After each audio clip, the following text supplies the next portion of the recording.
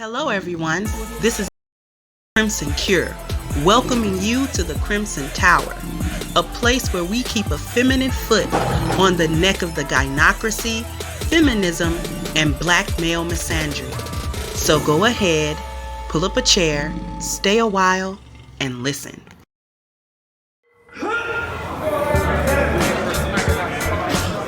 When I'm training for professional competitions, men and women always ask me for advice.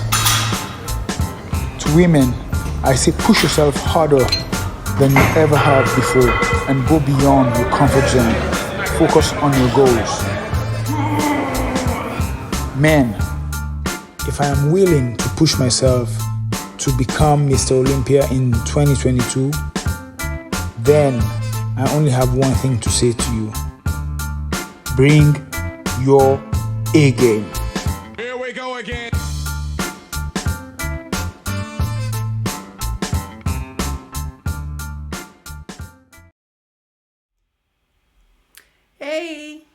Hey there, my Crimsonites. How are we today? My apologies, the show is late. Had some technical difficulties with the internet, and I wasn't able to update or let anybody know. But we here today. And I thank all 13 of you that are here for being super, super patient with me and just being here. I'm going to give people a couple of more minutes, and I'm not even going to hold you very long today. But how is everyone? Tomorrow for Warberry Little, how are you guys?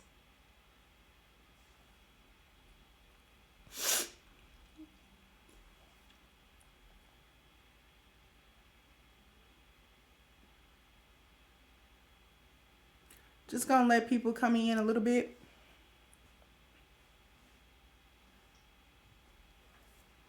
Hey, Malika.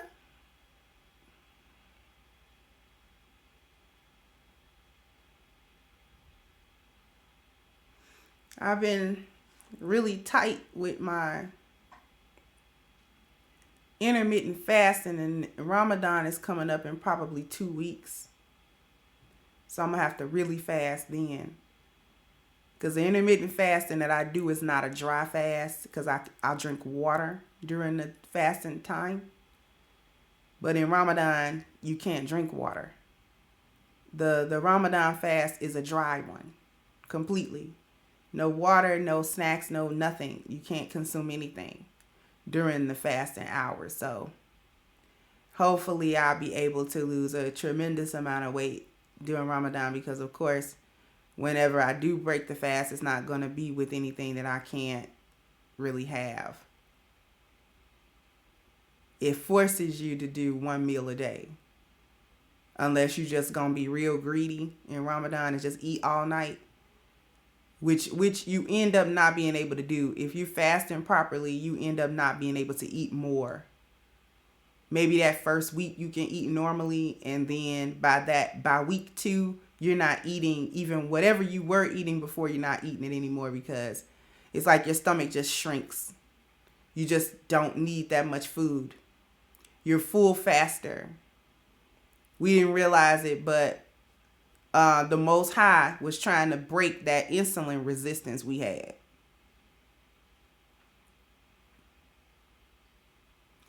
But if we break the fast with sugar and carbs, you never fight the insulin resistance. They falling down, Malika. That's a good problem to have. Hey, Dr. Michelle, how are you doing today, sis?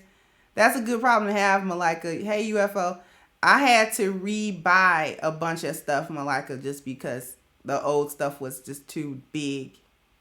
I'm officially down like a size, because women's sizes are even numbered. I guess men's sizes are the same. I still have, because I'm currently wearing right now like size 16 pants, but I can fit a size 14. Hopefully I can go down one or two more sizes by the summer. But anyway, That's enough about that. We can see the title, Recognize When You're Toxic. And what I want to talk about today is, ladies, when we are in a toxic space. You know, an event happened recently where it was like, you're in a toxic space. Do you know that? You know, me and my sister have a mutual friend, and it was like, you're in a toxic space. And we kind of just, it dawned on us, like, this person is always in a toxic space, and they got toxic ways. And it kind of sparked this because a lot of times, ladies, when we have been immersed in a toxic environment, we've grown up with certain traumas, or certain things have happened to us. Or we've interacted in dysfunctional ways for so long. We've been in dysfunctional, toxic relationships, environments. We've been dealing with people in our adulthood with that energy. We have a tendency not to know when we're the ones that are toxic. And the reason why we don't know it is because we become desensitized to the negativity, desensitized to just how bad you're coming off, just how negative you're actually presenting yourself to other people. And being immersed in that type of energy for an extended amount of time, for years and years and years, can leave you trying to figure out why your friendships, your relationships, whether they are platonic or romantic, are always falling apart. It doesn't seem like people respond to you the way that you think that they should. And it just doesn't seem like things go right in any of these relationships, whether they be friendships, whether they are familial relationships, it doesn't matter what they are. And your level of toxicity when you are a toxic woman, and I'm going to get into what I actually mean by toxic, like toxic in what way. But when you're a toxic woman, it disturbs all five of the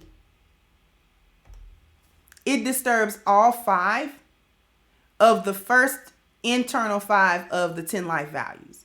When you are toxic, when you are a toxic woman, first of all, your spiritual value has been dropped to nearly zero because you are not looking inward, you're not introspecting, and you are not leaning on a higher power, whatever that higher power is for you.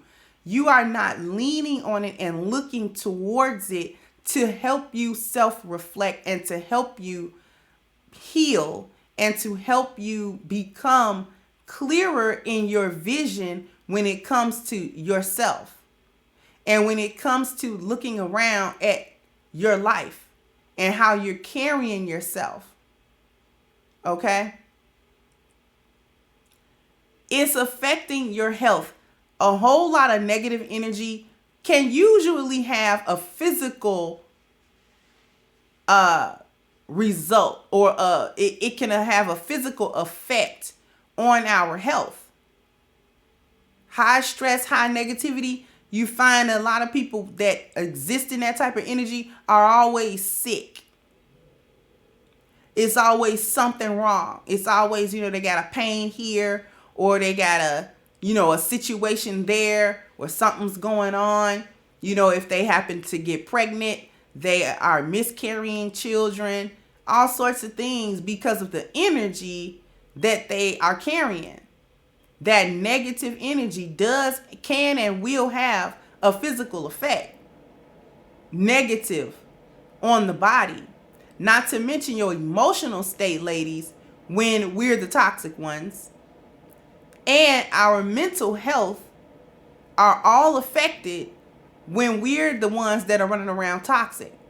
Your family suffers greatly. That's where that toxicity really shows up in our relationships with our family members. Be that boyfriends, husbands, children, mother, father, brother, sister. It doesn't matter what these relationships are or what the nature of them are. It really shows up when you're the toxic one. It shows up in your family dynamics. Can't get along, always arguing, always some type of rift happening, always some type of drama, always some type of chaos, always some type of problem. You're fighting, whatever you're doing, there's no peace and there's no harmony.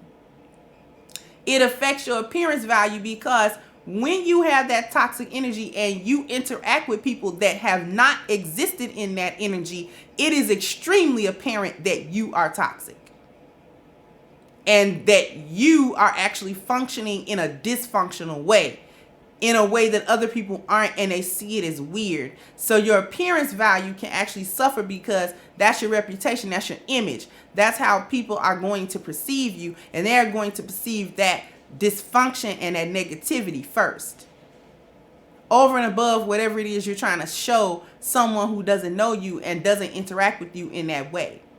And finally, your dwelling suffers greatly because of the energy that is consistent around you. You take that energy wherever you go.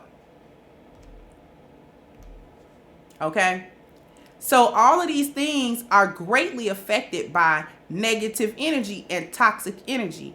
Now, when I say toxic, I don't mean this woke definition of what toxic is. Like some women try to say toxic masculinity.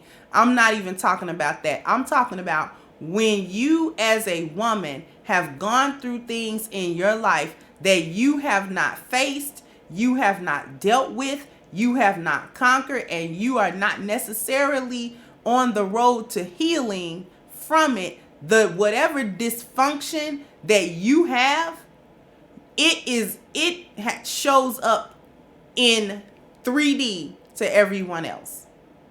And the behavior that you assume is normal is actually not normal at all.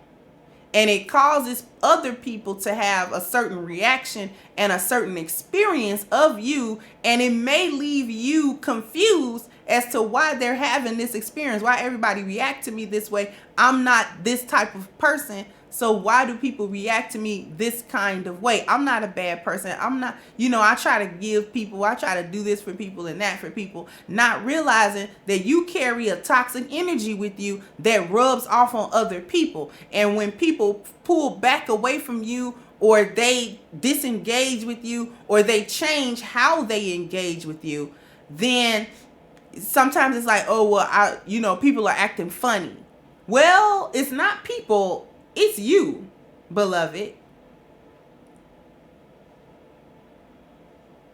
Exactly, Dr. Michelle said, you're toxic to yourself and everyone else, which affects your 10 life values and theirs. So their environment, their friendship with you is affected. All of these things are greatly affected, and it's negative. So, of course, I have a couple of different notes. So, some of the ways in which you understand or recognize yourself to actually be the toxic one in the group. One real general one and really popular one is if you're the argumentative one. If you're always in an altercation, always saying something, always in a confrontation, there's an argument, there may even be a physical fight, or the threat of one, and you just can't seem to get along with anybody, you're the common denominator, sis. You. If everywhere you go there's an altercation, that energy is your energy, and other people are picking up on that energy and reacting. That's where these confrontations are coming from. So you might not realize that the way that you talk, you snarky. You might not realize that when anyone wants to say something positive, you got 10 negative things to say on the back end of that. You might not realize that, when you do respond to someone or when you interact with someone, it's coming from such a negative place, and that person feels that and they say something which causes you to react. And then there you go with a confrontation.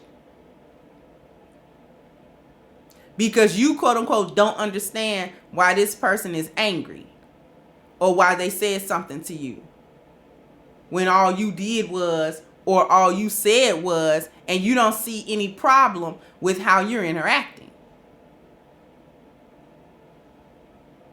Okay? If everywhere you go, there's a problem, you're a problem. Because everywhere you go, there you are. When I go out and about in places, even prior to really healing, that just wasn't one of my things, getting into it with everybody. I just didn't get into it with everybody. Everywhere I go, no one can say anything to me. Here's another trait of the toxic woman. She's hypersensitive about everything. You can't say anything to her that even remotely sounds like a critique, some sort of observation of her behavior, some sort of anything that even approaches telling her about how she's coming off. Hypersensitive, super sensitive about it. Even if you try to laugh it off, even if you try to say it as a joke, even if you try to sugarcoat it, even if you try to do any of that, they super sensitive. Well, what you mean? Well, I know you're not coming for me. And I know, you can't say nothing to him. You can't say nothing to this lady. Hypersensitive about any mirrors, any reflective surfaces that might be around. Always ready to be mad. Always ready to bite somebody's head off. If you're not laughing, joking, and stroking her ego, she's ready to be mad. You toxic, sis.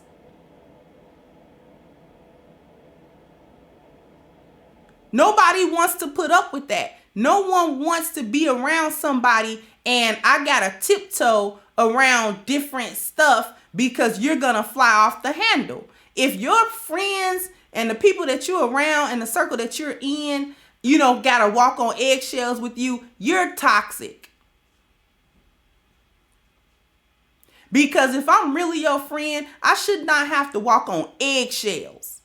Now, we can have mutual respect. No one's saying that to get out of pocket with each other. But if we're friends, we're not really trying to get out of pocket with each other anyway.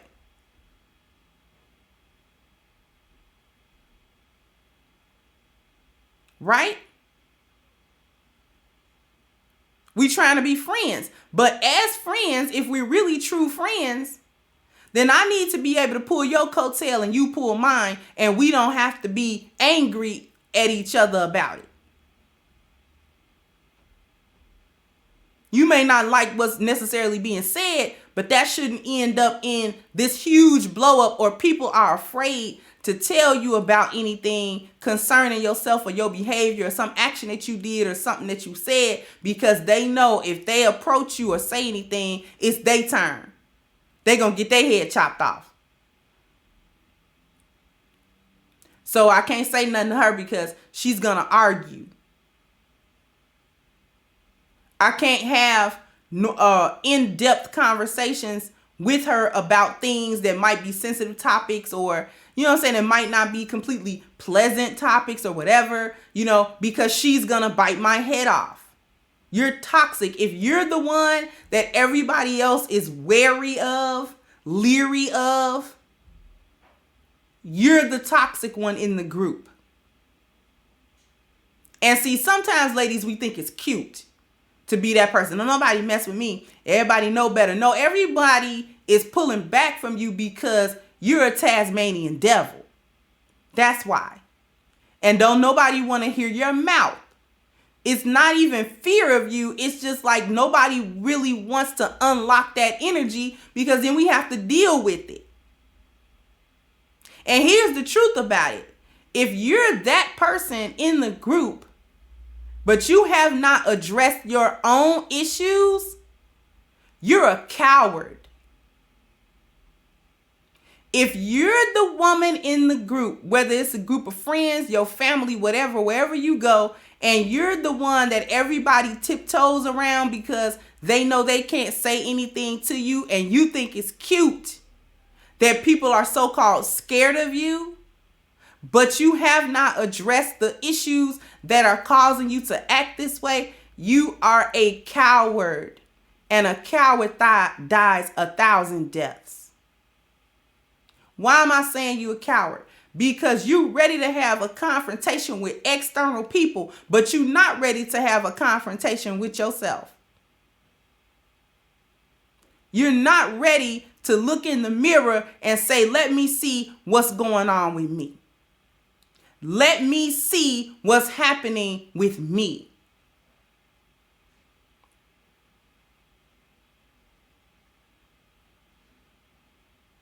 Why am I so angry all the time? Why am I always irritated? Why does every little thing bother me? Why am I so ready to argue? Why am I so ready to throw hands? Why am I so ready to bite somebody's head off about something? And why am I so sensitive when somebody says something to me? And we're really good, ladies, at setting up distractions and deflections and excuses. We're very good at that. Well, you know, the argument wasn't my fault because she shouldn't have said such and such to me, and then I wouldn't have went off. Right? That's the excuse that we use. Well, they shouldn't have did X, Y, and Z, and then I wouldn't have did this. You don't have any impulse control and not taking any responsibility for your part in any action. Just because somebody says something to you that you don't like or does something around you don't like doesn't mean you get to jump in their face over it. You need to have some type of control, self-control and self-discipline. And then everybody's not going to just take your arguing.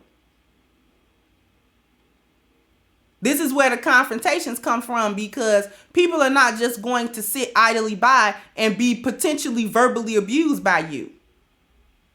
Just because you got a chip on your shoulder and you got an attitude. So you will have somebody to adjust that attitude for you.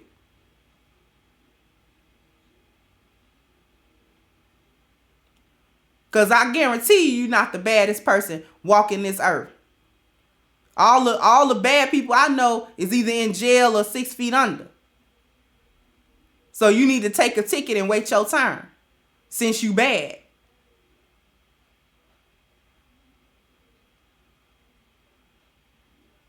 Because for sure, as you the one that think you bad, there's somebody out there badder than you. And if you keep going on, you're going to meet that person. And it's not going to end well.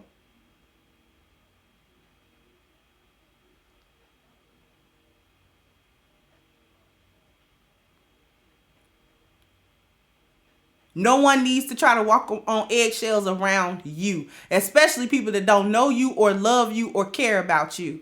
The only reason why the people in your family deal with you the way they do with your little raggedy self is because they want that little raggedy relationship you offering with little value in it. Your friendship market value and your belonging market value is trash. And they keep you around because you they cousin, you they mama, you they sister, you they best friend that they've been had for the last 15 years, and they just don't want to let your little raggedy self go.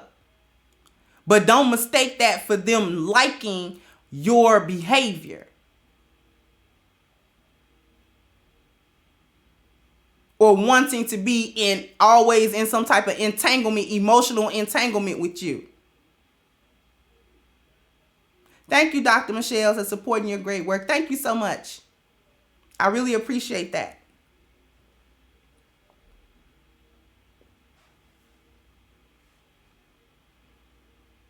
And people have a right to disengage. If you're wondering where your friends went, they got tired. That's where your friends went. Sis, I'm going to tell you where your friends went. They left not because they don't love you, not because they didn't want to be your friend, but that energy is heavy. And it affects people in so many different ways. None of it good. And sometimes it become too much to have to juggle your emotional state and you're unstable.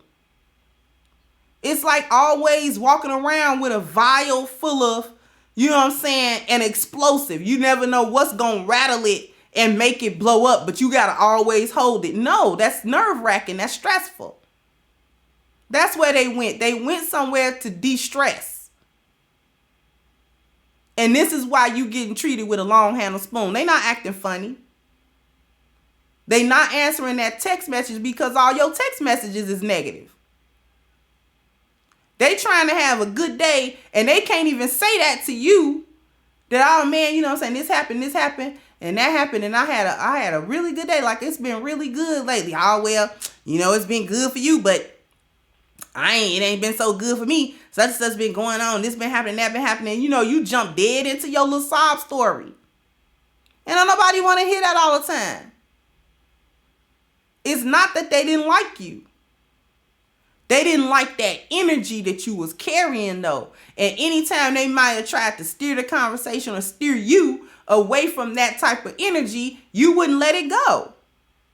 And that becomes a task in and of itself, trying to steer toxic people away from toxicity is futile. Because they don't know they being toxic. They're desensitized to all of that, especially if they live in a household with other people who are just as toxic as them, or the majority of their most important relationships are carried that way. Then they desensitized to it. They don't even know it's dysfunctional. A lot of times toxic people do not know, they literally don't know that they are toxic. And they certainly don't understand the extent to which that is true. And they're desensitized to all of it. And then when they go to interact with other people that don't function that way, and the other people are appalled, like, ooh, no, that's not how we do things here. Then you're upset. Oh, they acting funny. No, actually, they're acting normal. You're the funny one. You're the weird one, lady ma'am. It's you. And I know this is hard to hear for a lot, but it's you. And until you get on the path of healing, you're not going to see yourself as the root of the issues that you having. You're not going to understand that it's your mindset and it's the way that you approach life and the people in your life that's problematic.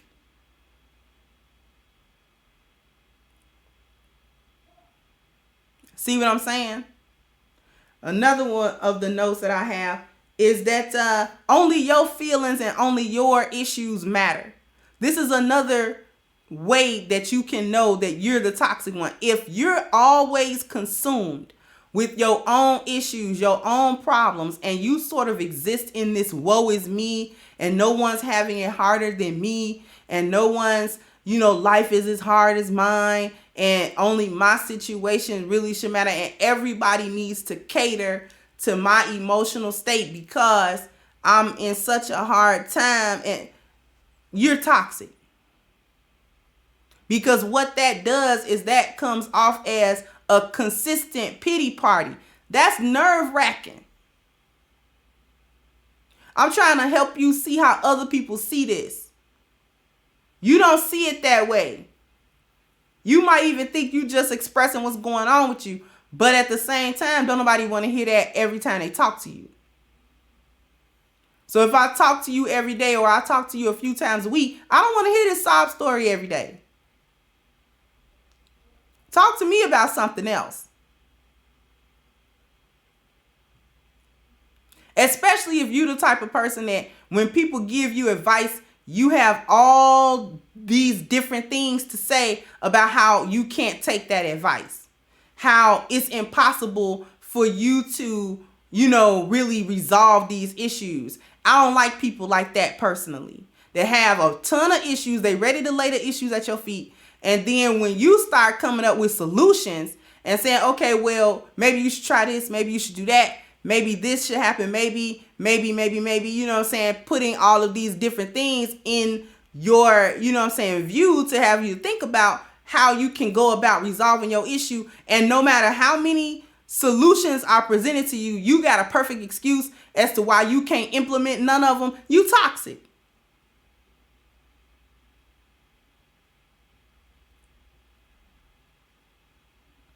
Because there is no way that you got a ton of problems and not one of them is solvable.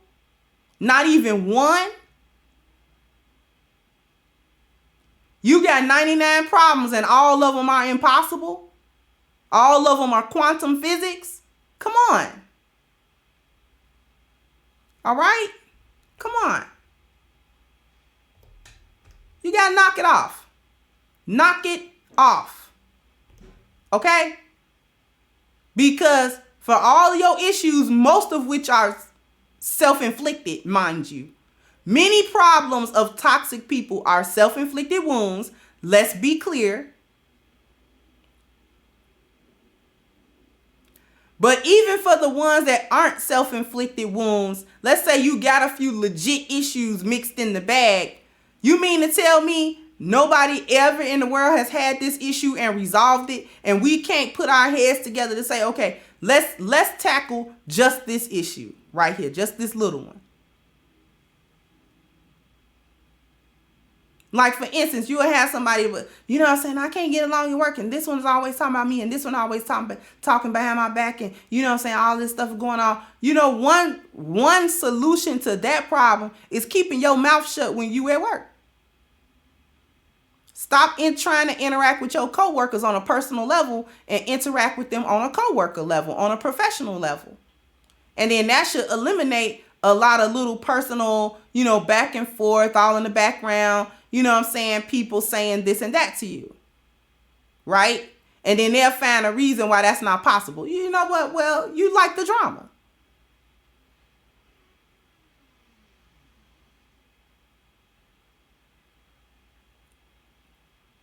Because all that you really have to do, nobody's paying you to be friends at work. All you really have to do, I don't care how long you work there, you can be friendly, but you don't have to get all your friends from work. Or, you know what I'm saying?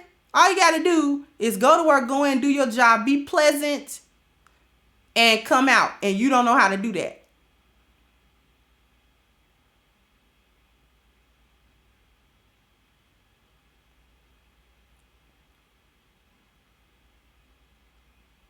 Toxic people have a high level of manipulation also.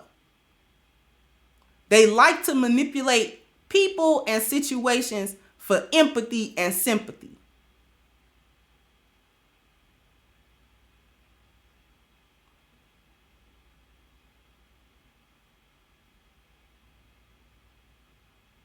I'll repeat that. Toxic women have a lot of manipulation they like to engage in. They like to manipulate people and situations to gain sympathy and empathy.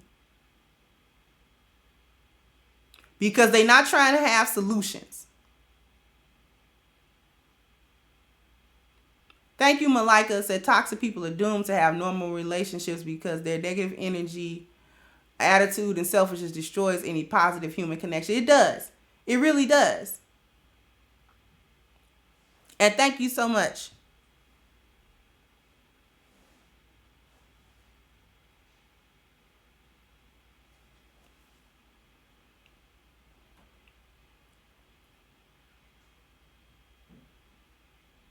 High levels of manipulation. Always, you know what it's like being around toxic people, even if they don't have this trait intrinsically. Being around toxic women is like being around a narcissist.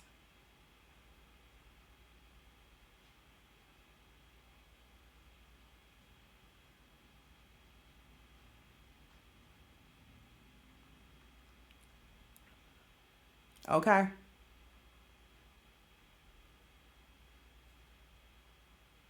It's like being around a narcissist. Only they matter. Nobody else really matters.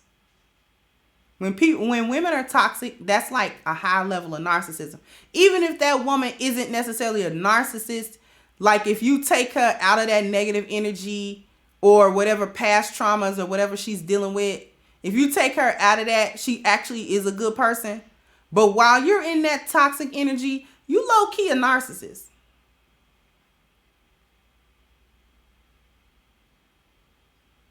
Because nobody else matter. And you manipulate everybody else to care about you. You want empathy and sympathy from other people, but you don't give it.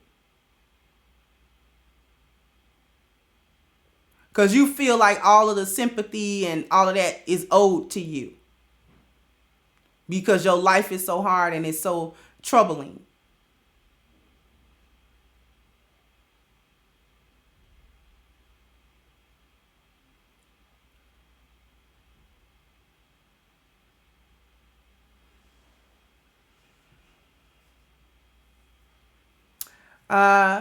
Thank you, Black Goliath. Says salute and respect.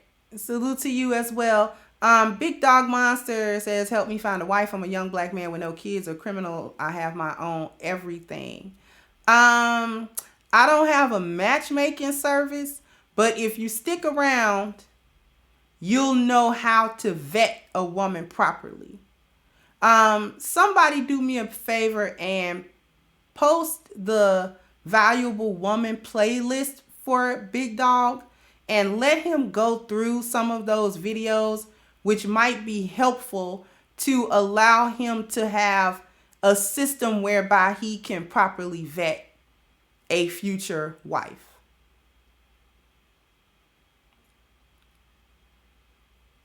If one of my mods can do that for me, I'd be very appreciative of that.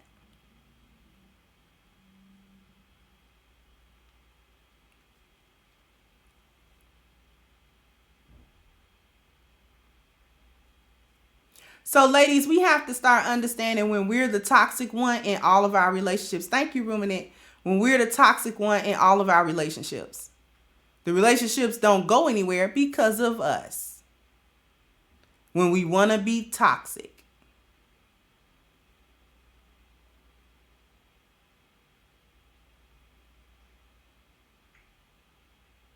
And we become, you're welcome, Big Dog, and we become comfortable in that negative energy. We don't even know how to be in positive energy after a while. We have no idea. And people start avoiding us like the plague. Thank you, Leon. People start avoiding us. The people who were closest to us. And then we think that they're acting funny, but they're just tired. They're just tired. They've done what they know how to do to help you, to fix it, to make the relationship better, but they can't take it anymore. You radioactive. You are radioactive. You are a walking Chernobyl. And if you're too young to know about what Chernobyl is, Google it.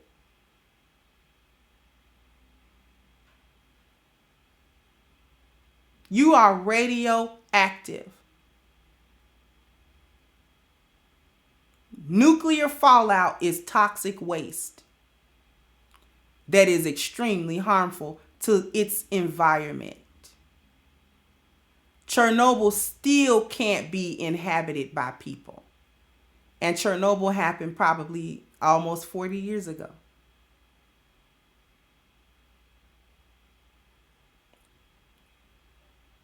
And they still can't inhabit that place because of the levels of radioactive material.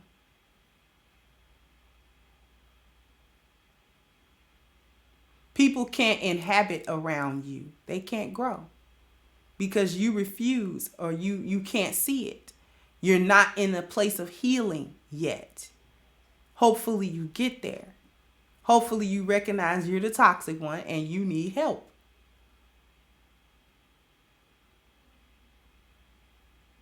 All right.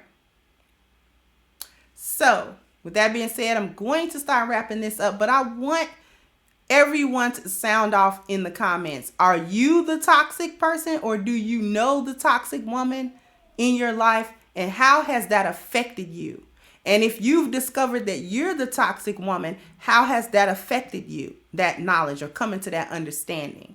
All right, so definitely I would like everyone to sound off in the comments. I would like for you to like, share, and subscribe to the channel also. And don't forget to hit the bell so that you can be notified when I drop new content. And this show has been brought to you by A-Game, a male herbal solution. Okay?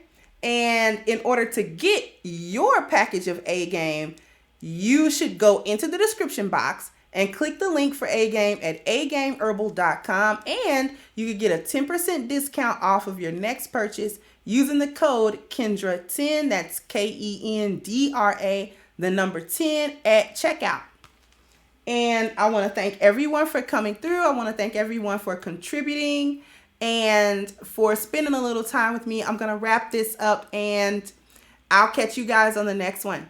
Bye-bye, Crimsonites. Hey guys, please like, share, and subscribe to the channel and hit the notification bell. And if you've got more to say on the topic, leave a comment down below. Also, don't forget to support our sponsor who so graciously supports this channel by clicking the description box and the link for A-Game at agameherbal.com. You can go ahead and get a 10% discount off of your next purchase using the code Kendra10. This has been yet another CrimsonCure production, and I'll catch you guys on the next one.